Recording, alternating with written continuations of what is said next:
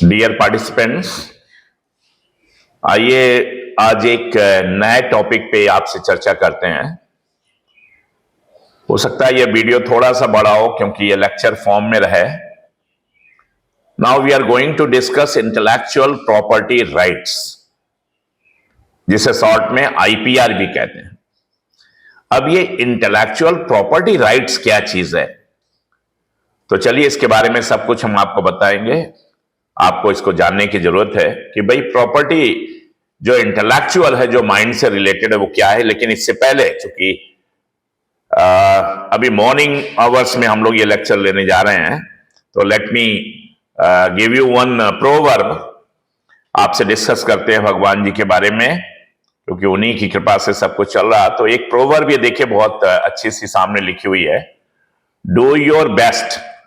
कि आपका पक्ष क्या है कि आपको बढ़िया से बढ़िया काम करना, जो एथिकल हो, सामाजिक हो, न्यायिक हो। आपको जीवन को बहुत राइट ट्रैक पे चलाना है। And let God do the rest. और अगर आपने ऐसा किया कि आप अपने लाइफ को राइट ट्रैक पे चलाते हैं, तो क्या होगा, बाकी चीजें आपकी लाइफ में जो है वो भगवान पे छोड़िए, वो हर चीज आपको मिलेगी जो आप चाहेंगे। God is there to see your all activities. भगवान के ब्लेसिंग्स मिलेगी and your life is going to be blissful. चलिए इन अच्छे अच्छे शब्दों के साथ, इस मोटिवेशन के साथ और इस प्रोवर्ब के साथ और प्रभु का नाम लेते हुए हम लोग आज बात करेंगे इंटेलेक्चुअल प्रॉपर्टी राइट्स पर। So all you need to know about intellectual property rights. अब आप कहेंगे सर ये इंटेलेक्चुअल प्रॉपर्टी राइट्स क्या चीज है। आपने ये तो सुना है कि जो फिजिकल मोड में तमाम प्रॉपर्टीज होती हैं उसके आपको राइट्स मिलते हैं। मान लीजिए आपका मकान है, आपकी दुकान है, आपका खेत है, आपका खलिहान है, आपके गहने हैं, जेवर है, रुपए पैसे बैंकों में, वो सब जो है फिजिकल मोड में प्रॉपर्टी है जिस पर आपका राइट्स है, गवर्नमेंट ने दिया हुआ। अगर आपके पैसे हैं तो आपको मिलना चाहिए। अगर आपका बैंक से कोई फ्रॉड करके पैसा ले जाता हो, देखते हैं आप, तुरंत एफआईआर लॉन्च होती है और तुरंत इसके लिए जो है अभी आजकल कानून बने हैं और पुलिस भी जो है एक्शन में आती है और कई बार वो पैसे आपके वापस मिलते हैं। तो कहने का सेंस ये है कि आपका कोई भी प्रॉपर्टी जो फिजिकल मोड में है उसको कोई भी चुरा नहीं सकता, कोई उसको अनऑथराइज्डली यूज नहीं कर सकता। क्यों? क्योंकि उसके राइट्स आपके पास हैं, अधिकार आपके पास हैं। आपकी प्रॉपर्टी का मतलब है आपका मकान है तो आप उसमें रहेंगे। Nobody else can live in that particular house without your permission. हाँ, if you have permitted anybody to live then it's okay. तो वही जो कंसेप्ट है, the same concept is going to be applicable in the case of intellectual property rights. अब आइए हम आपसे देखिए इस पर जो है जो सैलिएंट फीचर्स है वो नेक्स्ट पीपीटी में देखिए आप, और बीच बीच में बताते रहिएगा मेरा वॉइस क्लैरिटी कैसा है और पीपीटी कैसी दिखाई दे रही है। अगर कहीं भी आपको प्रॉब्लम हो तो please let me know immediately. जो कोर्स कोऑर्डिनेटर है उनसे भी मेरा निवेदन है कि वो मुझे फोन से जो है इन्फॉर्म करेंगे, और पार्टिसिपेंट से निवेदन है कि वो जरूर अपना माइक ओपन करके मुझे बीच में रोकेंगे। तो salient features of the lecture on IPR. अब ये जो सैलिएंट फीचर्स का मतलब है कुछ विशेष जो है ये बिंदु हैं जिन पे हम चर्चा करेंगे। पूरा हमारा जो लेक्चर है 2.5 घंटे का, वो इन बिंदुओं के इर्द गिर्द जो है घूमेगा।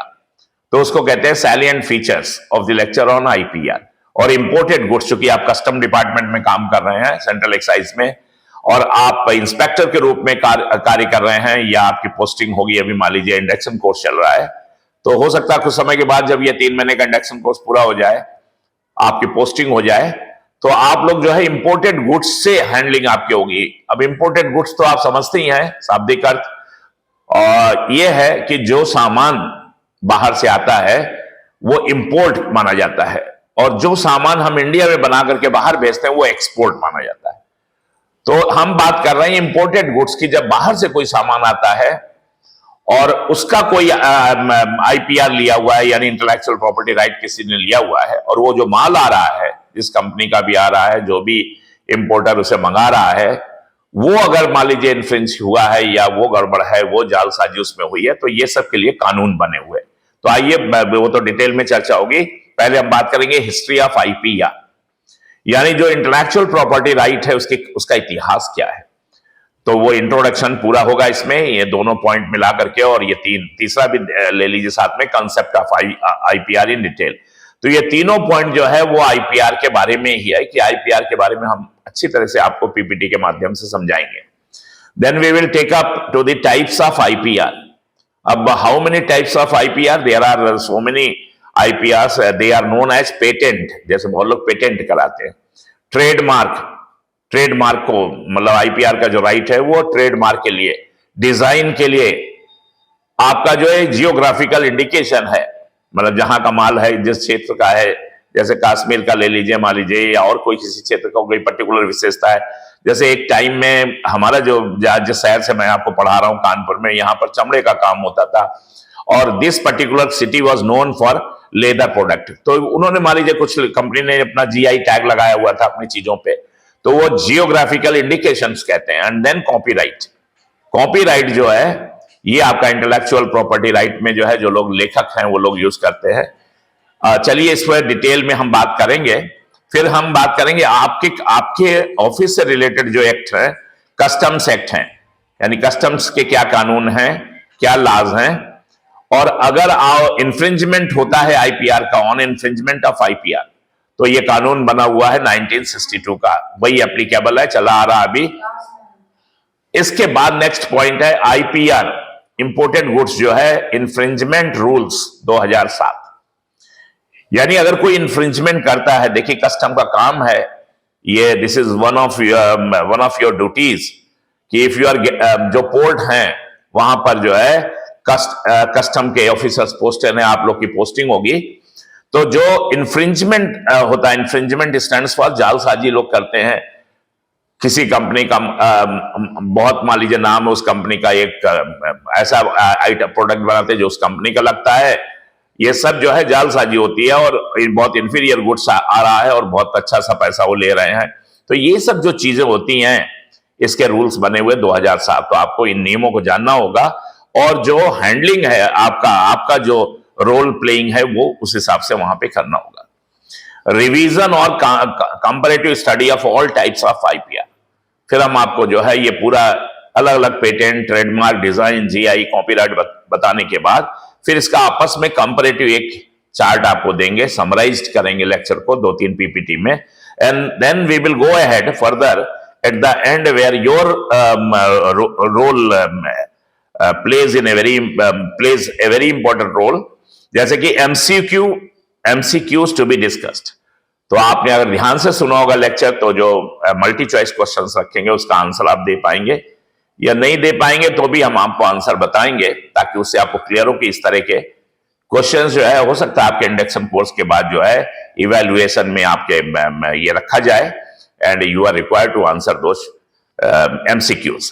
So that is why what is needed is that you have to keep on listening me very attentively, so that you can grasp the things which are being spoken in front of you through this PPT madhyam, या through my lecture, या through this training program on IPR. Let us move further hurriedly.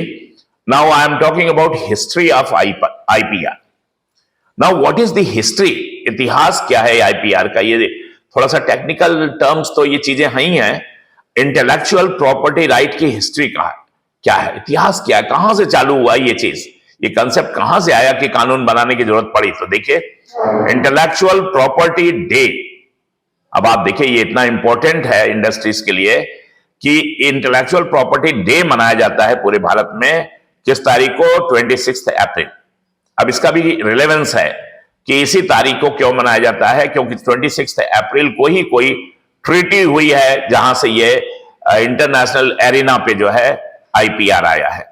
आगे एक बिंदु रहेगा, importance of IPR was first recognised, यानी ये जो IPR है इसके महत्व को पहली बार जो है रिकॉग्नाइज किया गया है, मान्यता दी गई इन दी पेरिस कन्वेंशन। पेरिस में एक कन्वेंशन हुआ, बड़ा फेमस है ये आईपीआर के क्षेत्र में, हर बच्चे को जानना पड़ेगा। For protection of industrial property, यानी आपकी जो इंडस्ट्रियल प्रॉपर्टी है, उद्योग, जो जितने भी उद्योग धंधे हैं या जितना व्यापार जगत है, उसकी जो प्रॉपर्टी है उसके प्रोटेक्शन के लिए एक पेरिस कन्वेंशन बहुत फेमस है। एंड द बर्ने कन्वेंशन, ये 1983 का है। एंड द बर्ने कन्वेंशन जो है for protection of literary and artistic work, ये चीजें इंडस्ट्री से जुड़ी हुई थी और कुछ चीजें लिटरेरी रहती हैं, कि जैसे कि कोई किताब लिखता है, कोई पोयम लिखता है, कोई गाना बनाता है अपने माइंड से, कोई आर्टिस्टिक वर्क करता है, कोई ड्राइंग बनाता है, चाहे वो 3 डायमेंशनल हो, 2 डायमेंशनल हो, कोई भी हो। तो ये सब काम के लिए 1886 में जो है ट्रीटी हुई है बर्ने कन्वेंशन में जो है, और बोथ ट्रीटीज, ये जो दोनों ट्रीटी हुई, जो आपका पेरिस कन्वेंशन में और बर्ने कन्वेंशन में, बोथ ट्रीटीज अंडर WIPO। और ये किस किस के तहत ये दोनों ट्रीटी हुई हैं? समझौता। ट्रीटीज माने समझौता, मतलब आपस में जो कंट्री मेंबर्स उनका समझौता हुआ। वर्ल्ड इंटेलेक्चुअल प्रॉपर्टी ऑर्गेनाइजेशन, तो जो एक ऑर्गेनाइजेशन है जिसके सब सदस्य थे, मेंबर थे देश, उन्होंने बैठ करके जो है ये एक पेरिस में, और दूसरा जो है आपका ये जो बर्ने कन्वेंशन है, इसमें जो है समझौता हुआ। तो देयर आर 2 ट्रीटीज, इसको WIPO कहते हैं, वर्ल्ड इंटेलेक्चुअल प्रॉपर्टी ऑर्गेनाइजेशन। अब देखिए इसके बाद जो माइलस्टोन है इसकी हिस्ट्री में IPR की, फर्स्ट मल्टीलेटरल एग्रीमेंट। पहली बार एक मल्टीलेटरल का मतलब है अनेक देशों का जो एक एग्रीमेंट है, उसे मल्टीलेटरल कहेंगे। जैसे बाइलेटरल माने 2 देशों के बीच में, मल्टीलेटरल एग्रीमेंट का मतलब उसमें कई देश इन्वॉल्व है। किसको लेकर के? कॉपीराइट को लेकर, भाई कि कॉपी करने का राइट जो है उसी का जिसने किताब लिखी है। हर कोई भी कॉपी कर लेगा तो फिर उसको फायदा क्या होगा? उसने जो अपने इंटेलेक्ट से, अपने बुद्धि से। तो ये बर्ने कन्वेंशन जो है 1886 का है, जिसकी चर्चा हम पहले आपसे किए हुए हैं। तो उसमें एक मल्टीलेटरल एग्रीमेंट हुआ देशों के बीच में। अब इसी कड़ी में एक और कंसेप्ट है ट्रिप्स का, ये एब्रिविएटेड फॉर्म है, इसका फुल फॉर्म है trade related aspect of intellectual property rules, या कह सकते हैं कि ये जो ट्रिप्स करके एक ट्रेड से रिलेटेड जो है IPR के कुछ कानून बनाए, जो वर्ल्ड लेवल पे जो है एक्सेप्टेंस है जिसका। इसी तरह से एक और एब्रिविएटेड फॉर्म है WPPT, जिसको बोलते हैं बीपो परफॉर्मेंस एंड फोनोग्राम्स ट्रीटी। अब ये जो बीपो I have already discuss with you, बीपो means world intellectual property organisation जो है, वो जो है उसने एक बीपो परफॉर्मेंस एंड फोनोग्राम्स, यानी ध्वनि पर आधारित और ये परफॉर्मेंस से रिलेटेड कुछ जो है चीजों को लेकर के IPR के बारे में चर्चा हुई, और एक ट्रीटी हुई, एक समझौता हुआ देशों के बीच में 1996 को। तो इस तरह से ये इतिहास बढ़ रहा है IPR का। और हमारे देश में जो IPR एक मिनिस्ट्री हैंडल करती है, उसको ये ministry of commerce and industry है, department of industrial policy and promotion. तो IPR जो है इस एक मिनिस्ट्री पूरी है, वो हैंडल करती है इसको। अब आइए ये जो 2 हमने एब्रिविएटेड फॉर्म्स आपसे डिस्कस किए, ट्रिप्स एंड WPPT, इसके बारे में थोड़ा डिटेल से चर्चा कर लेते हैं। ये है क्या? थोड़ा सा टिपिकल टाइप है, तो उसको ठीक से सुन लीजिए। ट्रिप्स क्या है? The most comprehensive multilateral agreement. ये बहुत एक विस्तृत रूप से और तमाम देशों को इन्वॉल्व करके एक एग्रीमेंट हुआ है, किसपे? On trade related aspects of intellectual property rights. यानी जो ट्रेड से, उद्योग धंधों से, कल कारखानों से, बिजनेस से, पूरा बिजनेस जो ये वर्ल्ड आप देख ही रहे हैं कि पूरी दुनिया बिजनेस पे ही चल रही है, एक देश का दूसरे देश से। तो ट्रेड रिलेटेड जितने भी एस्पेक्ट्स हैं, उनमें जो इंटेलेक्चुअल प्रॉपर्टी राइट्स है उसके लिए जो कानून बना, is an international legal agreement. ये अंतरराष्ट्रीय एक जो है कानूनी एग्रीमेंट, समझौता हुआ, किसके बीच में? Between all the members nation, जितने मेंबर्स हैं, जो मेंबर नेशंस उसके सदस्य बने, मतलब उस वर्ल्ड ट्रेड ऑर्गेनाइजेशन के। Done in 1994 at Morocco. और ये जो 1994 में हुआ, ये मोरक्को में हुआ। वर्ल्ड ट्रेड ऑर्गेनाइजेशन के जितने भी मेंबर्स हैं उनके बीच में एक ट्रीटी हुआ जिसको ट्रिप्स कहते हैं। तो अभी ट्रिप्स वाला पॉइंट क्लियर हुआ कि 1994 का जो है मोरक्को में जो है एक समझौता हुआ। अब WPPT जो एक कंसेप्ट आया था, वीपो परफॉर्मेंस एंड फोनोग्राम्स ट्रीटी, उसको थोड़ा और पढ़ लेते हैं। द वीपो परफॉर्मेंसेज एंड फोनोग्राम्स ट्रीटी, ये क्या है? WPPT, it is an international treaty. Again, it is going to be an international treaty signed by the member states. Here states माने countries, जो member countries ने साइन किया था, of the World Intellectual Property Organization, भाई WIPO, World Intellectual Property Organization, WIPO जिसको कहते हैं WIPO, ये World Intellectual Property Organization। तो उसके जितने मेंबर थे उन्होंने साइन किया था, and was adopted in Geneva. ये जिनेवा में जो है इसको अडॉप्ट किया गया था, स्विट्जरलैंड में जिनेवा है, वहां पर ये मीटिंग हुई थी। किस तारीख को? भी दिया है 20 दिसंबर 1996। तो इस तरह से ये कहानी जो है कहां से स्टार्ट हुई, आप अगर एक पर्टिकुलर डेट पकड़िए, यानी 1883 से शुरू हुआ आईपीआर की का इतिहास या उसकी प्रोग्रेस, और it continues up to 1996। It came into effect on 20 May 2002। कौन? ये वाला जो ट्रीटी हुआ WTT, जो वीपो परफॉर्मेंस एंड फोनोग्राम्स ट्रीटी हुआ, वो जो है 2020 मई 2002 को लागू हुआ। As of August 2021 the treaty has been, और इस तारीख को 2021 में जो ट्रीटी है 2002 को जो लागू हुआ, अभी लेटेस्ट पोजीशन ये है कि इस ट्रीटी में 109 मेंबर देश हैं जो इसको कॉन्ट्रैक्टिंग पार्टीज हैं, इसमें आपस में जो एग्रीमेंट या समझौता हुआ, 109 देश उसमें इन्वॉल्व हैं। तो इस तरह से ये आईपीआर का जो है पूरे वर्ल्ड से रिलेटेड चीज है, और हर जगह इंडस्ट्री है, हर जगह इंटेलेक्चुअल प्रॉपर्टी राइट है, और ये राइट बहुत इंपॉर्टेंट है। कि कितना क्यों इंपॉर्टेंट है इसका चर्चा हम आगे बढ़े, डेफिनेशन पढ़ने के बाद करेंगे। आइए देखिए, इंट्रोडक्शन में पहले तो आईपीआर है क्या वो समझते हैं। आईपी जो इंटेलेक्चुअल प्रॉपर्टी है ये क्या होती है, पहले तो इसी को समझिए। राइट तो बाद में, अधिकार जो मिला हो तो बाद में, कानून जो बना हो तो बाद में, पहले ये है क्या intellectual property? Refers to any intellectual creation of mind. देखिए, जब आप कोई काम अपने मस्तिष्क में जो आपकी बौद्धिक क्षमता है उससे करते हैं, कोई इनोवेशन करते हैं, कोई क्रिएटिविटी करते हैं, कोई एक ऐसा रचनात्मक कार्य करते हैं जो पहले कभी किसी ने नहीं किया, पहली बार हुआ है समाज में, तो ये जो आपके माइंड का क्रिएशन है, इंटेलेक्चुअल क्रिएशन है माइंड का, उसी को कहते हैं इंटेलेक्चुअल प्रॉपर्टी। अब आप कहेंगे सर ये क्या चीज है, ये क्या टेंजिबल है या इनटेंजिबल है? तो ये इनटेंजिबल प्रॉपर्टी है। अब इनटेंजिबल और टेंजिबल में क्या डिफरेंस है? इनटेंजिबल प्रॉपर्टी हो जाती है जिसको आप स्पर्श नहीं कर सकते, जो भौतिक फॉर्म में नहीं है, जो मास या लंबाई चौड़ाई ऐसा कुछ नहीं है, ये एक ऐसी चीज एब्स्ट्रैक्ट चीज है जो एब्स्ट्रैक्ट नाउन के रूप में है ये, यानी आपकी बौद्धिक क्षमता से जो आपने क्रिएशन किया है वो आपकी प्रॉपर्टी बन जाती है, इंटेलेक्चुअल प्रॉपर्टी बन जाती है। आपने कोई किताब लिखी, आपने कोई गाना गाया, अब वो गाने के लिरिक जो है, धुन जो है, वो इंटेलेक्चुअल प्रॉपर्टी है। कोई आपने जो है मशीन डिजाइन कर दिया, अब आपने जो मशीन डिजाइन करके तैयार की वो आपकी इंटेलेक्चुअल प्रॉपर्टी। और ये कितनी महत्वपूर्ण और कितना इन्वेस्टमेंट इसमें लगता है, कंपनियां कितना पैसा लगाती है, सालों साल पैसा लगाती जाती हैं R&D पे, रिसर्च एंड डेवलप, तब जाकर के एक मशीन का जो है वो तैयार होती है। और वो मशीन जो है अगर उसकी डिजाइन को कोई चुरा ले या कोई अपने कंपनी में, तो सारा फायदा वो ले जाएगा। फिर जिसने सालों साल इन्वेस्टमेंट किया, जिस कंपनी ने या जिस इंजीनियर ने या जिस, मान लीजिए, जो एक इनोवेटिव आइडिया जिसके पास है या जिसके पास कोई ऐसी R&D करने की ताकत है, बौद्धिक क्षमता है, उसको क्या मिलेगा? इसीलिए राइट बनाने की जरूरत पड़ी। तो अभी मेरे ख्याल से intellectual proper creation of mind से का कंसेप्ट से आप समझ गए होंगे। आगे चलिए, ये बार बार रिपीट होगा अभी। इंटेलेक्चुअल प्रॉपर्टी लॉस, अब ये जो कानून बने, give people the right to own and profit from their artistic, scientific and technological creations for a designated period of time। अब ये जो इंटेलेक्चुअल प्रॉपर्टी लॉज है, इन्होंने क्या किया? ये लोगों को अधिकार देते हैं। देखिए, कानून जब बनता है तो लोगों को अधिकार मिलता है, तो उनको अधिकार देता है। किस बात का अधिकार देता है लोगों को? कि जो उन्होंने अपने माइंड के इंटेलेक्ट से क्रिएट की है उसको वो खुद रखें, उस पर उनका अधिकार है। टू ओन एंड प्रॉफिट, उस पर अधिकार है, उनका आधिपत्य रहे, और उससे वो प्रॉफिट कमाएं, उससे वो पैसा कमाएं।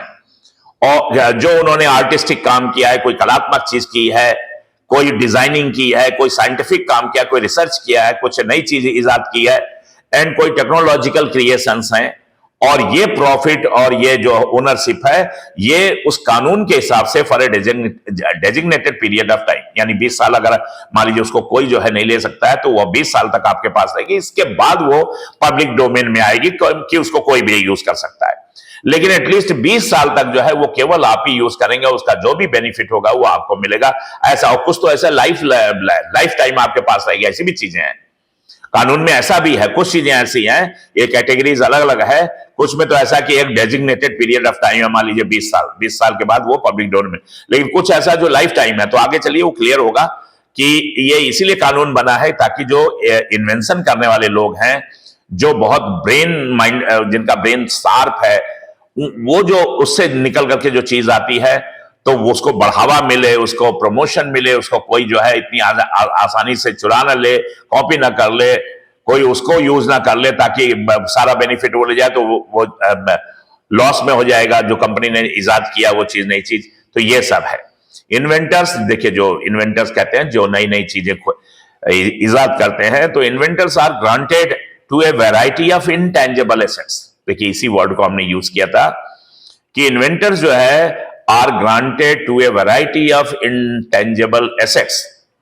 जो इन्वेंटर्स हैं उन्हें, उनका जो दिमाग है वो क्या देता है, उनको ग्रांट किया जाता है ढेर सारी ऐसी उनके पास एसेट्स हैं जो इनटेंजिबल, जिनको आप अस्पर्श करते, मतलब स्पर्श नहीं कर सकते हैं, वो है ही नहीं, वो उस तरह से वो एब्स्ट्रैक्ट फॉर्म में है। जैसे आप कहेंगे सर वो क्या चीज है, सच एज, उदाहरण के तौर जैसे आइडियाज है। मान लीजिए किसी ने बहुत यूनिक आइडियाज दिया समाज में, अभी तक वो कोई सोच नहीं। जैसे मान लीजिए आप न्यूटन ने जो आइडिया दिया, मान लीजिए ग्रेविटेशनल फोर्स का, उससे पहले तो सभी लोग देखते थे कि वो सेब गिर रहा नीचे, एप्पल जो है नीचे गिर रहा है, तो नीचे गिर रहा, क्यों गिर रहा, ऊपर क्यों नहीं गया, ये बात किसने सोची, न्यूटन ने सोची। और उस आइडिया को जैसे जेम्स वाट ने, मान लीजिए भाप की में जो है ताकत है, और भाप के ताकत को यूज करके जो है भाप का इंजन बना। तो यानी कोई भी जो है आइडियाज है, नोविस आइडिया, बिल्कुल न्यू आइडियाज है, न्यू क्रिएशन है, बिजनेस मेथड्स है, इन्वेंशंस है, कोई और आविष्कार है, म्यूजिकल पीस है, किसी ने लिरिक दिया हुआ है, गाना बनाया हुआ, लिटरेरी वर्क्स है, किसी ने किताब लिखी हुई है, आर्टिस्टिक वर्क है, कोई रचना है, कोई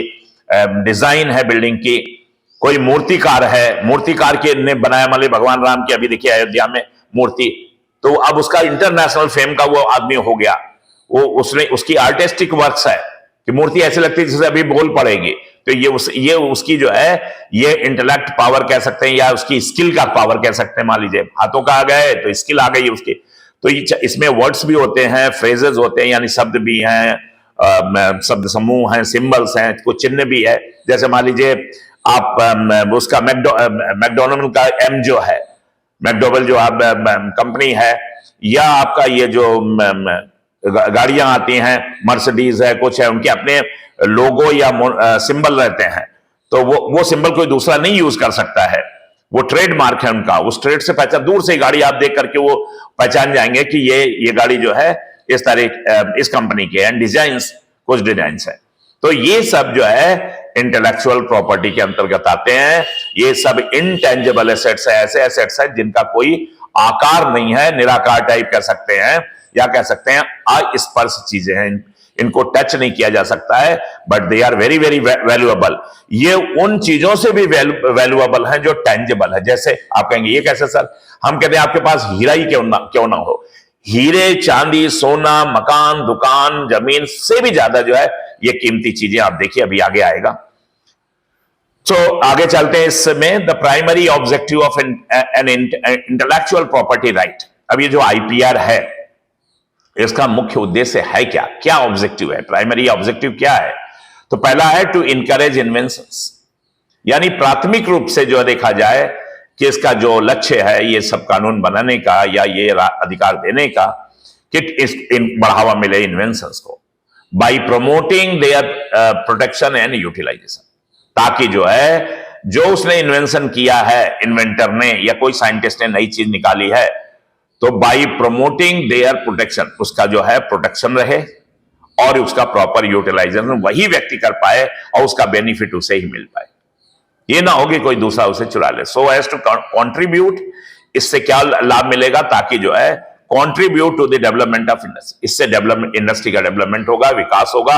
क्योंकि इंडस्ट्री को पता है कि अगर वो R&D पे जो है मान लीजिए 50 करोड़ रुपया खर्च कर रहा है, तो कल उससे जो है वो 100 करोड़ रुपया कमाएगा। अगर ये होगा कि उसका कोई भी इजाद करेगा और तुरंत जो है कोई दूसरा उसको कॉपी कर लेगा या वो पेटेंट को छीन लेगा या कोई भी यूज कर लेगा, तो फिर कोई नहीं करेगा इस तरह का काम। इतना इन्वेस्टमेंट, हैवी इन्वेस्टमेंट कौन लगाएगा? विच इंटर्न, और जो इंटर्न क्या होगा, ये सब contributes to the promotion of technological innovation. तो इससे जो है जो टेक्निकल इनोवेशन है उसको बढ़ावा मिलेगा, and to the transfer of and dissemination of technology, इससे फिर आगे चल करके वो जो टेक्नोलॉजी है वो ट्रांसफर होगी या उसका विस्तार होगा, प्रसार होगा, दूसरे लोगों तक पहुंचेगा, तो इससे इंडस्ट्री को जो है बढ़ावा मिलेगा। इसलिए ये सब कानून जो है कि कम से कम जिसने इजाद किया उसको 20 ईयर्स तक तो उसको फायदा मिले, तभी अब जाकर के वो कोई भी उद्योग धंधे या कोई भी जो है इंडस्ट्री R&D पे पैसा लगाई, या कोई भी इन्वेंटर, साइंटिस्ट या किसी भी फील्ड में, फिल्म में पहले कोई भी लिरिक है कोई भी गाना है, अगर मान ली वही गाना अगले दिन कोई भी लेकर के बजाएगा, कोई भी उससे सीडी और कैसेट बना देगा, तो फिर वो जो जिसने बनाया है लिरिक, उसको क्या फायदा मिलेगा? तो उसको राइट लेता है, ये आईपीआर लेता है, कोई दूसरा उसको यूज नहीं कर सकता है। तो ये जो है, आगे चलिए, मोर अबाउट इंटेलेक्चुअल प्रॉपर्टी। आइए थोड़ा और ज्यादा डिटेल में बात करते हैं। Intellectual property is a broad categorical description for the set of intangible assets owned and illegally protected by a company or individual from outside use or implementation without consent। बार बार वही चीज आ रही है कि इंटेलेक्चुअल प्रॉपर्टी, बौद्धिक जो ये संपदा है, हिंदी में इसको कहते हैं बौद्धिक संपदा। ये जो बौद्धिक संपदा आपके पास है, वो जो है, अगर इसको ब्रॉडली कैटेगराइज किया जाए या इसको जो है इसका डिस्क्रिप्शन बताया जाए, तो ये एक पूरा सेट है इंटेंजिबल एसेट्स का। ये एसेट्स हैं, ये धरोहर है आपकी, एक तरह से ये आपकी जो है प्रॉपर्टी है, और ये इंटेंजिबल है, जो दिखाई नहीं देती, जिसको स्पर्श नहीं कर सकते, ना छू सकते हैं। ये ओन्ड एंड लीगली प्रोटेक्टेड। इसको क्या किया जाए कि आपकी के पास रहे, आपकी प्रॉपर्टी आपके पास रहे, और कानूनी तौर पे जो है उसकी रक्षा की जाए, प्रोटेक्ट किया जाए भाई ये कंपनी। और वो प्रॉपर्टी जो है, मान लीजिए किसी कंपनी ने की है या किसी इंडिविजुअल की है, इसको प्रोटेक्शन मिले लीगली फ्रॉम आउटसाइड यूज, कोई दूसरा बाहरी यूज ना कर सके, और ना ही और इंप्लीमेंटेशन विदाउट, आपके कंसेंट के बिना, आपकी सहमति के बिना कोई दूसरा उसको जो है लागू ना कर सके, या उसको यूज ना कर सके, और या उसको मार्केट में ना उतार सके। इन सब के लिए जो है एक सेट है इंटेंजिबल एसेट्स का, जिसे हम इंटेलेक्चुअल प्रॉपर्टी कहते हैं। आइए इसी डेफिनेशन में आगे बढ़ते हैं। एन इंटेंजिबल एसेट, जो इंटेंजिबल एसेट है, is a non physical asset. देखिए बार बार मैं कह रहा हूं फिजिकल और नॉन फिजिकल, यही वर्ड को इंटेंजिबल और टेंजिबल कहते हैं। यानी ये नॉन फिजिकल एसेट है। ये एक एसेट ऐसी है जो फिजिकल फॉर्म में नहीं है कि आपके आपके पास मकान है तो दिखाई दे रहा कि हाँ आपका मकान जो 50 करोड़ का है, मान लीजिए, या 50 लाख का। आपके पास सोना चांदी है तो दिखाई दे रहा, हाँ आपके पास इतने किलो सोना चांदी है, ये सब आपके पास इतना बैंक बैलेंस है, वो बैंक में दिखाई दे रहा है। वो फिजिकल फॉर्म में है वो एसेट्स। और जो नॉन फिजिकल फॉर्म में एसेट्स हैं, जो इंटेंजिबल जिसे कहते हैं, अस्पर्श या अदृश्य, वो एसेट कहलाती है नॉन फिजिकल फॉर्म वाली, जिससे कि दैट एक कंपनी और पर्सन ओन्स, जो एक कंपनी के पास है वो उसका ओनरशिप है या किसी व्यक्ति का ओनरशिप है। The concept of intellectual property relates to the fact. अब ये इंटेलेक्चुअल प्रॉपर्टी जो बौद्धिक संपदा है, ये किससे ये रिलेट करती है टू द, इस तथ्य से जुड़ी हुई है दैट की certain products of human intellect, कि जो ह्यूमन जो मानवीय बौद्धिक है, बुद्धिमत्ता है, उसका जो प्रोडक्ट्स है, उससे जो चीज इजाद होकर के आई है, should be afforded the same protective rights, उसको उसी प्रकार का प्रोटेक्शन का राइट मिले that apply to physical property, जो फिजिकल प्रॉपर्टी मिलता है आपके मकान को, दुकान को, संपत्ति को, which are called tangible asset, जिसे कि टेंजिबल एसेट्स कहते हैं। तो मेरे ख्याल से ये बात हमने आपको कई तरह से समझा दी है।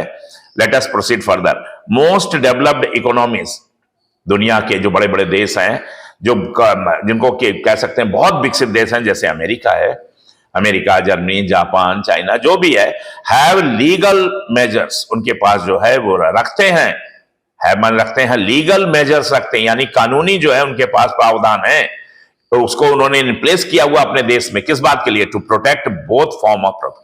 ये दोनों तरह के जो प्रॉपर्टीज है, चाहे वो फिजिकल फॉर्म में हो या जो है नॉन फिजिकल फॉर्म में हो, चाहे वो टेंजिबल हो या इंटेंजिबल हो, और दोनों का डिफरेंस हमने बता दिया कि एक जो टेंजिबल है वो ये है जो आपके सामने है, दिखाई देती है, मकान, दुकान, खेत खलियान, सोना चांदी, हीरा जवाहरात, आपके पास कार, बंगला, और वो सब जो है वो टेंजिबल फॉर्म में है। और इनटेंजिबल फॉर्म में जो चीजें होती हैं वो होती हैं नॉन फिजिकल फॉर्म में होती हैं, वो दिखाई नहीं देती हैं। वो आपका मस्तिष्क जो है, बौद्धिक जो संपदा है, जो बुद्धि से आप कोई चीज मान लीजिए लिखते हैं, पढ़ते हैं, गाते हैं, बनाते हैं, कोई साइंटिफिक रिसर्च करता है, लैब में रात दिन काम कर रहा है, कोई नई नई मशीनें इजाद कर रहा है, कोई टेक्नोलॉजी को बढ़ावा देने के लिए, कोई कला को बढ़ावा देने के लिए, कोई हर क्षेत्र में रिसर्च चल रहे हैं, और जिसके पास कोई नई चीज इजाद करने की बौद्धिक क्षमता है, तो वो कुछ करता है, तो वो उसकी इंटेलेक्चुअल प्रॉपर्टी बन जाती है। तो उसके प्रोटेक्शन के लिए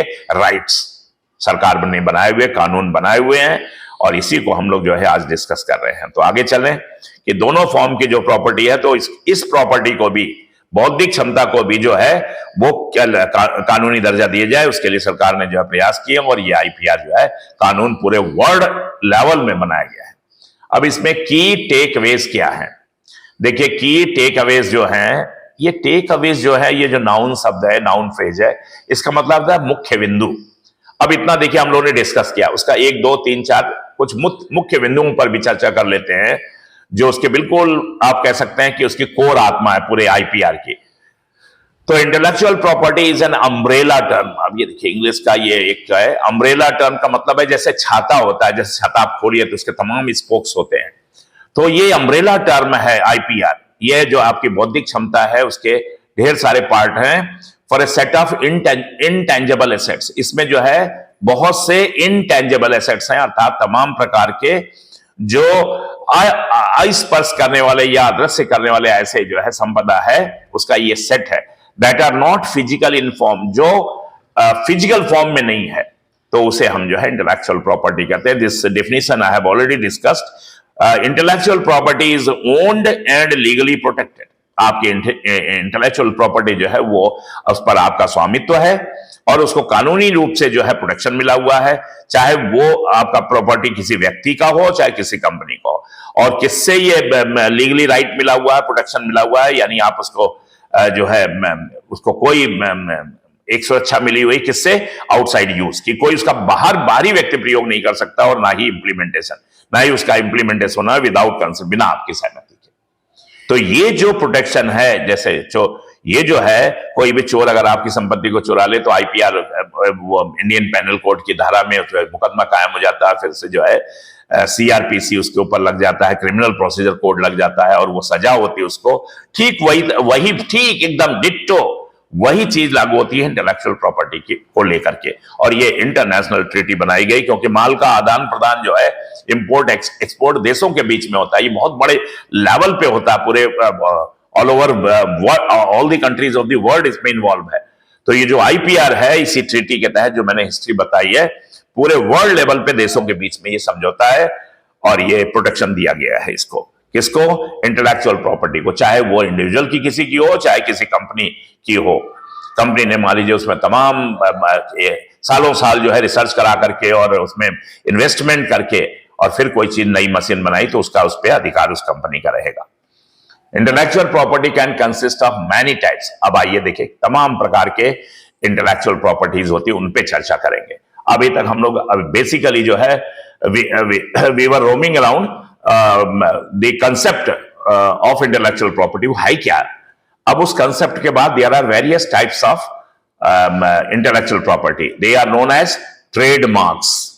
अब कोई ट्रेडमार्क्स है, पेटेंट कोई करा लेता है, पेटेंट्स एंड कॉपीराइट्स और कॉपी का rights. Intellectual property infringement occurs. अब इंटेलेक्चुअल प्रॉपर्टी का इंफ्रिंजमेंट माने चोरी, जालसाजी, उसका गलत प्रयोग, इलीगल प्रयोग, उसको इंफ्रिंजमेंट कहते हैं। या कानून बना उसका उल्लंघन, किसी ने आईपीआर राइट ले रखा लेकिन उसका उल्लंघन, ये कब घटित होती है, occurs when a third party engage, जब कोई तीसरी पार्टी एंगेज हो जाती है, engages in the unauthorised use of the asset, यानी उस एसेट को अनऑथराइज्डली यूज करता। अब आप कहें सर थर्ड पार्टी का मतलब क्या हो गया। इस थर्ड पार्टी का मतलब ये हो गया कि मान लीजिए एक प्रॉपर्टी तो वो हो गई, किसी व्यक्ति ने मान लीजिए कोई म्यूजिकल टोन बनाया, अनुमलिक जी ने कोई नया टोन दिया, अब वो उनकी एक इंटेलेक्चुअल प्रॉपर्टी जिसका उन्होंने एक कानून के तहत, आईपीआर कानून के तहत जो है उसका उन्होंने करा लिया कि भाई ये हमारी धुन जो है इसका कॉपीराइट हमारे पास रहेगा। अब तो वो फर्स्ट पार्टी थी और सेकंड पार्टी कौन हो गई, कानून या गवर्नमेंट ऑफ इंडिया हो गई मान लीजिए, या इंटरनेशनल लॉज हो गए, वो सेकंड पार्टी। अब थर्ड पार्टी कोई उसको यूज कर रही बिना परमिशन के, तो वो उसे कहते हैं इंफ्रिंजमेंट। क्लियर हो गया इंफ्रिंजमेंट क्या है। Legal protection for most intellectual property expire after some time. ये जो लीगल प्रोटेक्शन मिलता है कुछ समय बाद एक्सपायर भी होता है, इसका वैलिडिटी है। जैसे फॉर एग्जांपल आप फॉर सम, जैसे ट्रेडमार्क्स है, मान लीजिए ट्रेडमार्क्स का किसी ने जो है आईपीआर लिया हुआ है तो दे लास्ट फॉरएवर, ये हमेशा चलता रहता है। ट्रेडमार्क्स का जो है, ट्रेडमार्क्स जो है वो हमेशा चलेगा, इसका कोई वैलिडिटी नहीं है, इसका कोई जो है एक्सपायरी डेट नहीं। लेकिन कुछ ऐसे हैं जो एक्सपायर होते हैं, 20 साल का समय है उनका जो है उस प्रॉपर्टी का। देखिए क्या उसको आगे ले चलते हैं। इंटेलेक्चुअल प्रॉपर्टी जो है ए हाई वैल्यू एसेट्स है, बहुत हाई वैल्यू है। ये लो वैल्यू एसेट्स नहीं है छोटे छोटे की मकान है तो वो 50 लाख का 1 करोड़ का हो गया ना ना, ये जो है न बहुत हाई वैल्यू है। देखिए कैसे आप, कंपनीज आर डिलीजेंट। अब कंपनियां क्या करती हैं, अच्छी अच्छी कंपनियां इंटरनेशनल लेवल की कंपनियां जो है वो बहुत इस पे पैसा लगाती है, बहुत मेहनत करती है when it comes to identifying and protecting intellectual property. जब बात आती है उसको आइडेंटिफाई करने की, कोई नई चीज को, इनोवेशन को, नई कोई तकनीक को, तो इस पर जो है उसको प्रोटेक्ट करने के लिए बहुत मेहनत करती है, because it holds such high value, क्योंकि वो बहुत हाई वैल्यू है in today's increasingly knowledge based economy. क्योंकि अभी जो प्रेजेंट टाइम में जो वर्ल्ड में बिजनेस चल रहा है वो नॉलेज बेस्ड इकोनॉमी है, यानी हर देश की जो इकोनॉमी है, अर्थव्यवस्था है, वो किस पे टिकी है, नॉलेज बेस्ड। अब आपके कंट्री में अगर किसी ने कोई चीज मशीन बनाए और वो दूसरी कंट्री तुरंत चुरा ले उसे या कॉपी कर ले, तो आपका आपका देश का बिजनेस कैसे फ्लरिश करेगा, आप कैसे माला माल होंगे, कैसे उससे जो है आप जो है समृद्ध होंगे। तो इसीलिए जो है अभी जो है नॉलेज बेस्ड इकोनॉमी है हमारी, कि आपके पास ज्ञान कितना। देखिए आप सॉफ्टवेयर कंपनीज का क्या हाल है, रातों रात जो है वो अरबपति खरबपति हो रही हैं जितनी भी जो है ये, जब हमारे देश में तो इतना था नहीं पहले, हम लोग तो कंप्यूटर और इनका जो है सुपर कंप्यूटर इनका यूज बहुत कई साल बाद शुरू किया, लेकिन जो कंपनी फॉरवर्ड है, मान लीजिए अमेरिका है, उसके पास ये नॉलेज आई, कोई तकनीक नहीं आई तो उसने अरबों खरबों कमा लिया आज। इसलिए तो उनकी जीडीपी देखिए कितनी आगे है, बहुत विकसित देश माना जाता है। अभी हम लोग जो है वो डेवलपिंग कंट्री है और वो ऑलरेडी डेवलप्ड है। तो अभी हमारा जो इकोनॉमी है वो नॉलेज बेस्ड है, जिसके बाद जितना ज्ञान है, जिसके बाद जितना नई तकनीक है, जिसके बाद जितना जो है इनोवेटिव आइडियाज है, तो ये बहुत हाई वैल्यू एसेट्स है, कोई ये लो वैल्यू एसेट्स नहीं है। Also for producing value intellectual property requires heavy investment. अब इतना आसान भी नहीं है ये चीजें, इसके लिए बहुत जो है इन्वेस्टमेंट करती, हैवी इन्वेस्टमेंट की जरूरत है in the form of brain power. जैसे बहुत बहुत कंपनियां को सैकड़ों साइंटिस्ट को लगाए हुए हैं और लैब बनाए हुए हैं, करोड़ों का लैब है उनका, उनमें इन्वेस्टमेंट हर मंथली करते हैं, टाइम लगता है, सालों साल वो रिसर्च करते रहते हैं, एंड स्किल्ड एफर्ट्स, और बहुत ही स्किल्ड प्रयास, यानी बहुत ही कुशल हाथों से या कुशल मस्तिष्क से प्रयास चलते रहते हैं, तब जाकर के जो है कोई नई चीज इजाद होती है।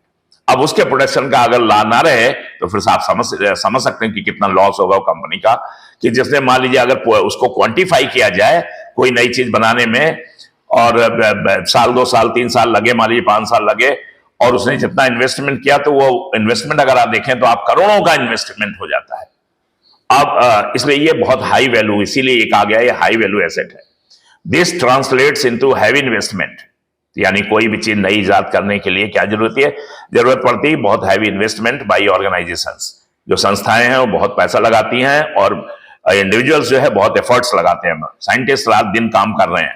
So it should not be accessed by others, इसलिए वो चीज जो निकल करके आती है उसकी वो दूसरों की पहुंच वहां तक नहीं होनी चाहिए बिना राइट के। हाँ, राइट मिल जाए, जिसने बनाया वो परमिशन दे दे, कंसेंट दे दे, कानूनन तौर से वो दूसरा व्यक्ति ले ले, तब कोई प्रॉब्लम नहीं है, यूज करे, लेकिन ऐसे नहीं यूज कर सकता है।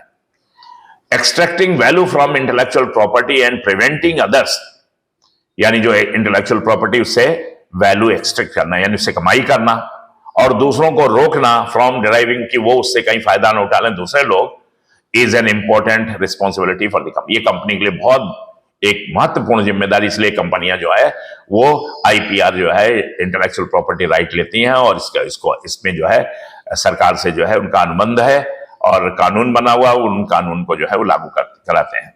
Intellectual property can take many forms.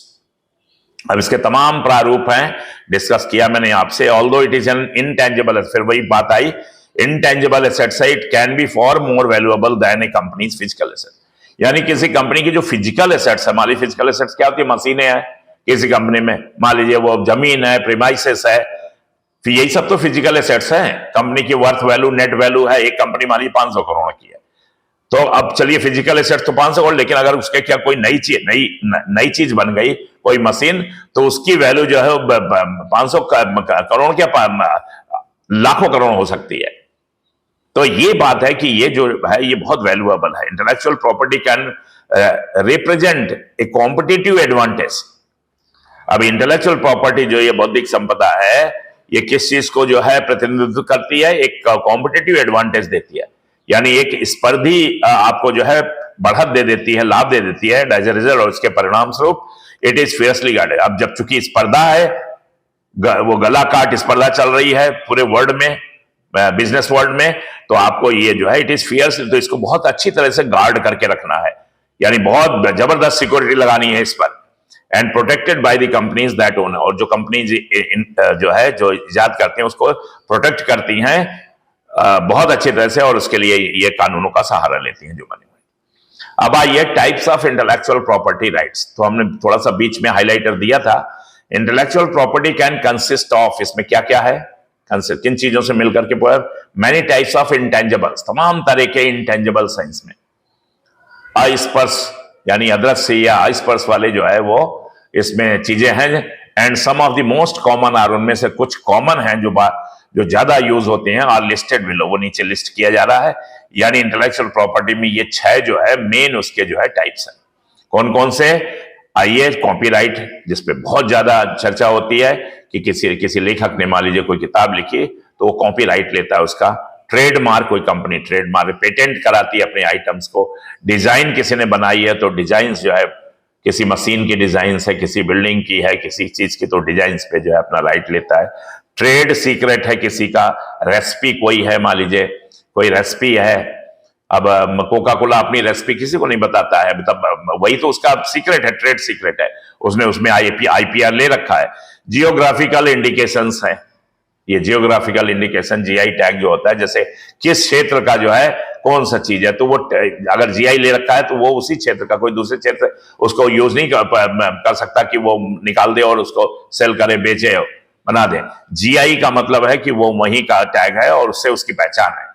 अगर मान लीजिए, कल्पना करिए एक छोटी चीज की कहीं का भी सेव हो तो वो चाहे किसी भी रेट में, लेकिन मान लीजिए अमेरिका का, इसका कश्मीर का सेव है या कश्मीर का साल है तो उसकी वैल्यू ज्यादा है, उस पर जीआई टैग लगा हुआ है। उसको देख करके, टैग देख करके व्यक्ति को आ जाएगा भाई ये वहां का है, कश्मीर का, इसको तो लेने लेना है जो भी दाम मांग रहे हैं।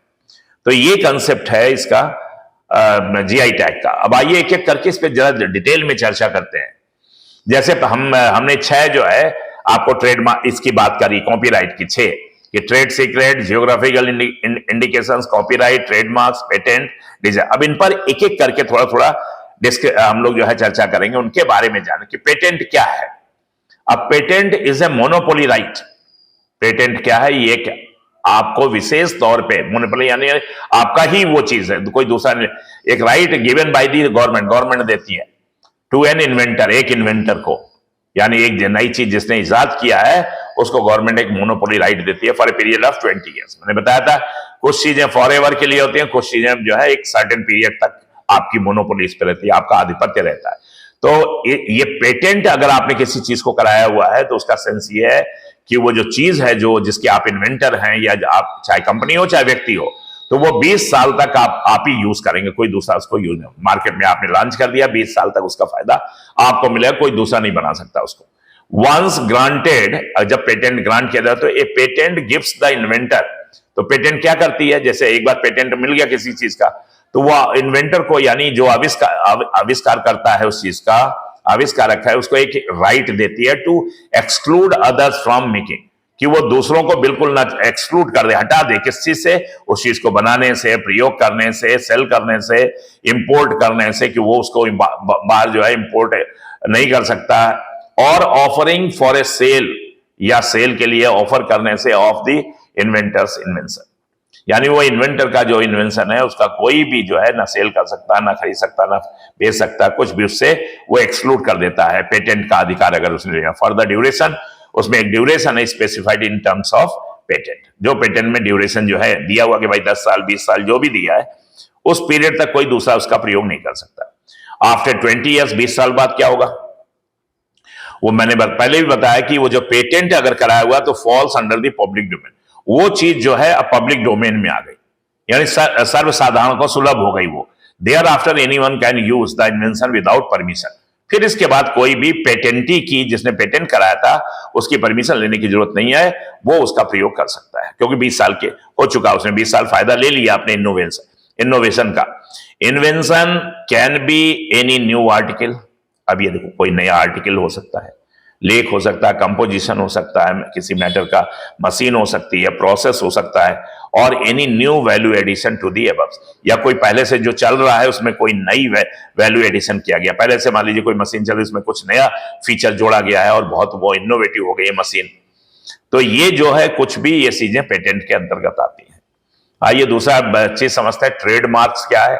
ए trademarks is a sign capable of distinguishing the goods or services of one enterprise from those of other enterprises। यानी ये एक साइन है, चिन्ह है, सिंबल है, जो सिंबल जो है क्या करती है, उस चीज को, वो ट्रेडमार्क जो है उस चीज को अलग कर देता है, उस गुड्स को, सर्विसेज को, किससे, दूसरों से, दूसरे इंटरप्राइज, दूसरी कंपनियों से। यानी वो उस कंपनी का अपना जो है वो एक फीचर है, ट्रेडमार्क है, जिससे उसकी पहचान है, दूसरे लोग उससे उसको लेकर के अपनी पहचान नहीं बना सकते। तो trademarks date back to ancient. अच्छा, ये ट्रेडमार्क जो है, चलिए मान लीजिए ये तो वर्ल्ड लेवल में जो ये ट्रीटी हुई उसके बाद, लेकिन उससे बहुत पहले कानून तो नहीं था, लेकिन चला आ रहा। ये एक ऐसी चीज है कि जो चली आ रही है प्राचीन समय से ही। जब जो है, जो काश्तकार लोग हैं वो क्या करते थे, वो अपना सिग्नेचर ऐसे डाल देते थे, सिग्नेचर डाल देते थे, या कोई चिन्ह बना देते थे, वो जिससे पहचान रहती थी कि ये उनके द्वारा बनाया गया। वो उस काश्तकार का नाम मान लीजिए फेमस है, तो लोग समझ जाते थे, उसका नाम लिखा तो समझ जाते थे वो चीज उसकी है। तो उसी चीज को आप नए जमाने में मान लीजिए आकर के पूरे वर्ल्ड लेवल में जो ट्रीटी हुई, उसमें ट्रेडमार्क जब आया, तो ट्रेडमार्क का जो है आईपीआर जो है लोग लेने लगे। तो ये नए जमाने की चीजें है, ये पहले से जो चली आ रही चीज उसी तरीका। उन दिनों कानूनी जमा नहीं था, उन दिनों ऐसे ही चलता था। A trademark is a symbol. Trademark क्या है, ये सिंबल है, एक सिंबल का कह सकते हैं आप, एक चिन्ह है, फ्रेज है, या इंसिग्निया। इंसिग्निया माने भी चिन्ह, ये एक चिन्ह है, पहचान है। That is recognisable and represents A product. ये एक प्रोडक्ट को रिप्रेजेंट, उसका प्रतिनिधित्व करती है या पहचान दिलवाती है। दैट लीगली सेपरेट्स इट, जो कि कानूनी तौर से जो है दूसरे प्रोडक्ट से अलग है।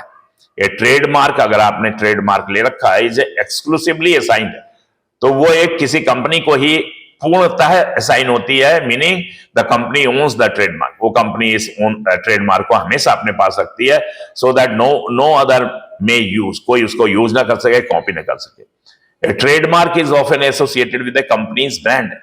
ये ट्रेडमार्क जो है कई बार कंपनीज की ब्रांड से जुड़ जाती है। फॉर एग्जाम्पल, जैसे मैंने बताया था, द लोगो, ये लोगो है and brand name of Coca Cola, कोई यूज नहीं कर सकता, केवल वही कंपनी। अरबों खरबों कमा चुकी होगी, ना जाने कब से ये जो कोका कोला हर दुनिया के हर व्यक्ति के मुंह पर ये रट गया, तो उसकी कोका कोला की अपनी एक ब्रांड नेम है। Is owned by the Coca Cola company only. अब कोई कोका कोला का जो है ये स्पेलिंग नहीं यूज कर सकता है, कुछ और करे तो वो ठीक है, पेप्सी हो गया वो ठीक है, वो दूसरा हो गया, या और कोई है जो है मान लीजिए स्प्राइट है, लेकिन कोको कोला कोई यूज नहीं कर सकता। पूरा इनका लाइफ लॉन्ग जो है ये उन्होंने ट्रेडमार्क ले रखा है। आइए कॉपीराइट की चर्चा करते हैं थोड़ा सा। Copyrights provide authors and creators. Copyrights जो है वो क्या प्रोवाइड करता है, लेखकों को, ऑथर माने लेखक, या क्रिएटर्स माने कोई ये जो है साहित्यिक चीज बनाने वाले लोग, उनकी ओरिजिनल जो मटेरियल है उसको एक्सक्लूसिवली राइट मिल जाता है कि वो उसका प्रयोग करें, कॉपी करें, डुप्लीकेट करें, कोई दूसरा बाहरी नहीं कर सकता। Authors of books have their works copyrighted. Authors क्या करते हैं, अपने किताबों को जो है, अपने जो भी चीज उन्होंने लिखी है उसको कॉपीराइट करवा लेते हैं गवर्नमेंट ऑफ इंडिया से, मान लीजिए अब भारत सरकार की बात करें, एज डू। इसी तरह से म्यूजिकल आर्टिस्ट भी करते हैं, संगीत वाले, वो अपने गाने को, धुन को, या नई कोई चीज निकाली उन्होंने, तो उसको जो है आर्टिस्ट लोग जो है, कोई आर्टिस्ट ने कोई पेंटिंग बनाई बहुत बढ़िया, तो उसको जो है वो कॉपीराइट करवा लेते हैं। कॉपीराइट ऑल्सो स्टेट्स, एक कॉपीराइट जो है क्या बतलाता है हमें, दैट की ओरिजिनल क्रिएटर्स कैन ग्रांट, कि ओरिजिनल क्रिएटर जिसने वो चीज की है, मान लीजिए किसी ने कोई डिजाइन की है, कैन ग्रांट एनीवन अथॉराइज, वो किसी को भी अथॉराइजेशन दे सकता है थ्रू ए लाइसेंसिंग एग्रीमेंट। एक लाइसेंसिंग एग्रीमेंट उसे करना पड़ेगा टू यूज द वर्क, कि वो उसका वर्कर, जैसे बहुत लेखक होते हैं वो अपनी किताब किसी पब्लिशर से लाइसेंसिंग एग्रीमेंट कर लेते हैं, वो पब्लिशर वो छापता रहता है, तो वो कानूनन हो गया है। अब वो उसने क्या किया है, लाइसेंसिंग एग्रीमेंट दे दिया है अपने काम का, एक पब्लिशर को, अब वो छापता रहता, पब्लिशर उसे सालाना देता भी रहता पैसा, जो भी एग्रीमेंट में है वो देता रहता है। तो ऐसा भी प्रोविजन इसमें है। Copyright is a legal term. Copyright जो है एक लीगल टर्म है, ये एक कानूनी वर्ड है, या कानूनी इसमें जो है आप कह सकते हैं फोर्स लगा हुआ है। Use to describe the rights, जो किसी के राइट्स को डिस्क्राइब करता है, that creators have over their literary and artistic work. तो जो क्रिएटर का अपना आधिपत्य या अधिकार होता है किसी भी साहित्यिक या कोई भी कलाकारी का जो है, कोई पीस उसने बनाया है, कोई कलाकृति बनाई है, कोई मूर्ति बनाई है, कुछ भी बनाई है। Works covered by copyright range from books. अब ये जो कॉपीराइट के तहत कवर्ड चीजें होती हैं वो कौन कौन सी हैं?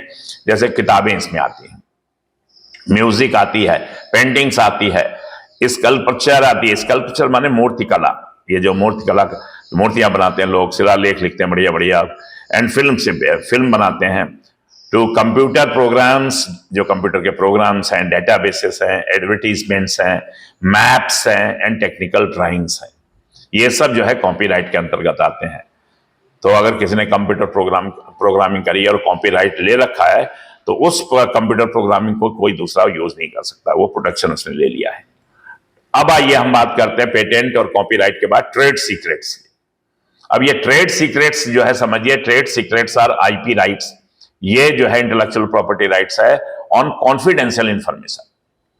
कुछ कॉन्फिडेंशियल इंफॉर्मेशन होती है, यानी कुछ ऐसी चीजें होती हैं जो बहुत ही गुप्त रूप से रखनी होती हैं, विच मे बी सोल्ड और लाइसेंस्ड, जिनको बेचा जा सकता है या उसका लाइसेंस दिया जा सकता है दूसरों को, लेकिन जब वो ओनर चाहेगा तब। दी अनऑथराइज्ड, अगर किसी ने उसे अनऑथराइज्डली उसका एक्विजिशन यानी उसको अपने कब्जे में ले लिया या उसका प्रयोग कर रहा है या डिस्क्लोज कर रहा है, तो such secret information in a manner, इस तरह से वो उसका खुलासा का contrary to honest commercial practices, जो ऑनेस्ट कॉमर्शियल प्रैक्टिसेस है उसके विरुद्ध है, कंट्रेरी है, यानी कोई अनऑथराइज्डली उसको प्रयोग कर रहा है तो is regarded as an unfair practice, तो उसको अनफेयर प्रैक्टिस माना जाएगा and a violation of the trade secret protection. और ट्रेड सीक्रेट का जो आईपीआर प्रोटेक्शन दिया हुआ है उसका वायलेशन रहेगा, उसके अगेंस्ट में कानूनी कार्रवाई की जा सकती है जो व्यक्ति ऐसा कर रहा है। ए trade secret is a companies process और प्रैक्टिस। ट्रेड सीक्रेट जो है कंपनी का एक ऐसी प्रक्रिया है, एक ऐसी प्रैक्टिस है that is not public information, जो पब्लिक इंफॉर्मेशन नहीं है। अब वही कोका कोला की बात करें तो वो कोका कोला जो है इसमें रेसिपी क्या यूज करता है वो नहीं बताएगा, वो उसका अपना जो है ट्रेड सीक्रेट है। कोई मसाला है, मान लीजिए बहुत चलता है पूरी दुनिया में, एमडीएच मसाला है, तो एमडीएच मसाला जो है, एमडीएच का जो है छोले मसाले मान लीजिए, तो छोले मसाले बहुत बिक रहा है उसका, वो एक मसाला बेच करके पूरी दुनिया में जो है मान लीजिए पति खरबपति बन गया। उसकी क्या रेसिपी है, क्या क्या उसमें हल्दी धनिया क्या डालता है, कितना डालता है, क्या उसका रेशियो है, वो नहीं बताएगा, वो ट्रेड सीक्रेट है उसका, which provides an economic benefit और एडवांटेज टू द कंपनी और holder of the trade secret. Trade secret को छुपा के रखने से जो होल्डर है उसका या कंपनी या जो व्यक्ति है, ओनर है, उसको इकोनॉमिक बेनिफिट और एडवांटेज रहता है, इसलिए वो उसको ट्रेड सीक्रेट वो मेंटेन रखता है। Trade secrets must be actively protected, और ट्रेड सीक्रेट जो है बहुत जरूरी है, इस पर बहुत ध्यान देने की जरूरत है कंपनी, नहीं तो कंपनी फेल हो जाएंगे। एक्टिवली उसको गार्ड करके या हैवली गार्ड करके या प्रोटेक्ट करके कंपनी को रखना है, and are typically the result of a company's research. ये क्या होता है, ये कंपनी का रिसर्च होता है, बहुत सालों साल वो उस पर अनुसंधान करते हैं, डेवलप करते हैं। इसलिए कई बार क्या होता है, मान लीजिए देखिए कोई भी कंपनी एम्प्लॉय तो वहां काम करते हैं ना, तो उनको तो पता ही चल जाता है कि क्या चीजें हो रही हैं। अगर उन्होंने साल 2 साल 3 साल काम किया, अब वो जाकर के दूसरी कंपनी को बता दें, तो इसलिए कई कंपनियां क्या करती हैं कि जो एम्प्लॉयर है require the signing off non disclosure agreement, वो अपने एम्प्लॉइज से जो है ये एनडीए साइन कराती है। एनडीए क्या है कि जो उनका एम्प्लॉय है वो साइन करके दे पहले कि नॉन डिस्क्लोजर एग्रीमेंट, कि वो यहां की रेसिपी, यहां की ट्रेड सीक्रेट, यहां की कोई बात वो कहीं बाहर डिस्क्लोज नहीं करेगा दूसरी कंपनी में जब कंपनी छोड़ेगा। अगर इस तरह का जो है एग्रीमेंट रहेगा, उसने बता दिया, तो उसके ऊपर केस हो सकता है और वो जेल भी जा सकता है, कानूनी रूप से वो हैवली पनिश्ड भी हो सकता है। तो एक डर रहता है, एनडीए जिसने साइन किया है मान लीजिए एक कंपनी में, और कंपनी छोड़ भी रहा है, तो वो बाहर जाकर के उस कंपनी का ट्रेड सीक्रेट नहीं बताया, क्योंकि उसने ट्रेड सीक्रेट का आईपीआर ले रखा है, कानूनी जो है वो अधिकार ले रखा है। तो ये कंसेप्ट क्लियर हो गया आपको ट्रेड सीक्रेट का।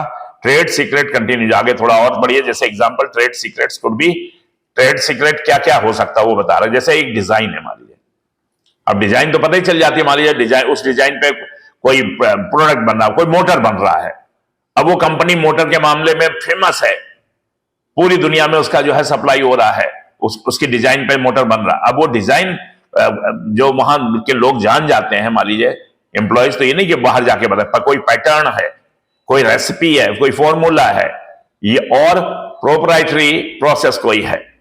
तो trade secrets are used to create a business model, ये एक तरह का बिजनेस मॉडल है, क्रिएट किया जाता है बिजनेस चलाने के लिए, that differentiates the company's offerings to its customers by providing a competitive. तो इससे जो है ये डिफरेंशिएट करता है, वो दूसरे जो लोग हैं, दूसरे कंपनीज हैं, उनसे उसका डिफरेंशिएशन रहता है, और वो अपने कस्टमर को अपनी चीज देता है और उसका प्रॉफिट लेता है, कॉम्पिटिटिव एडवांटेज उसे मिला हुआ है, स्पर्धा में वो आगे रहता है। इसलिए जो है ट्रेड सीक्रेट जो है बहुत जरूरी आइटम है। अब आइए जीआई, जियोग्राफिकल इंडिकेशंस क्या है?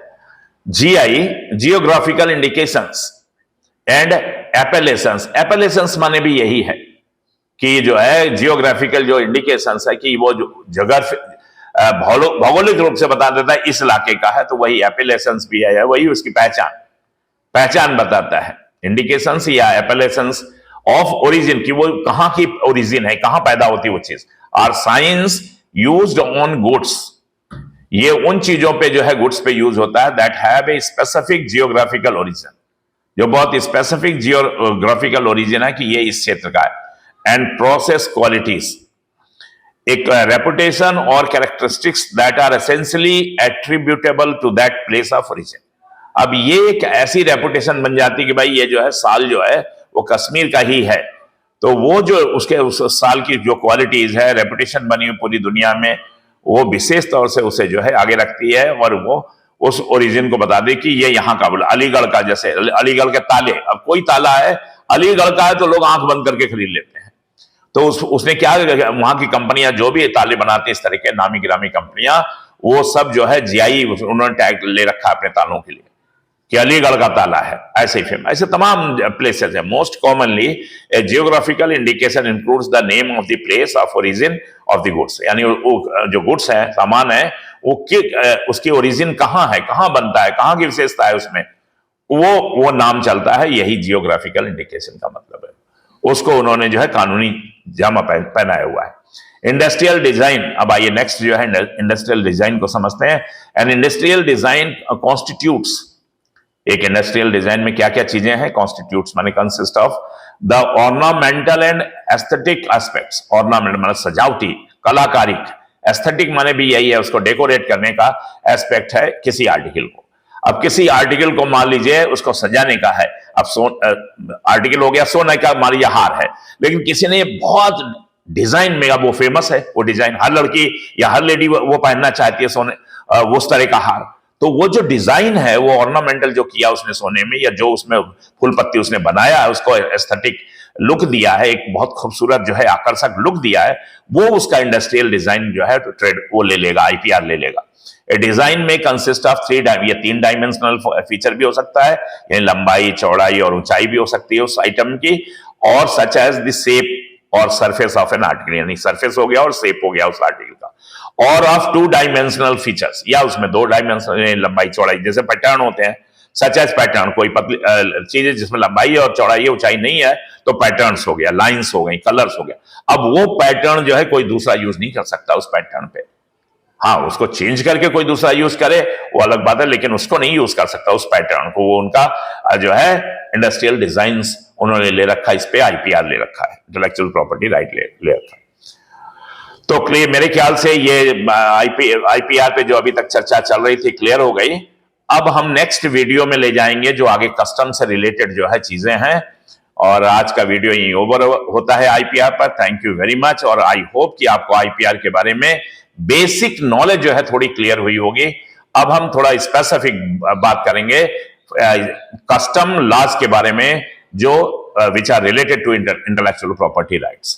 तो थैंक यू वेरी मच।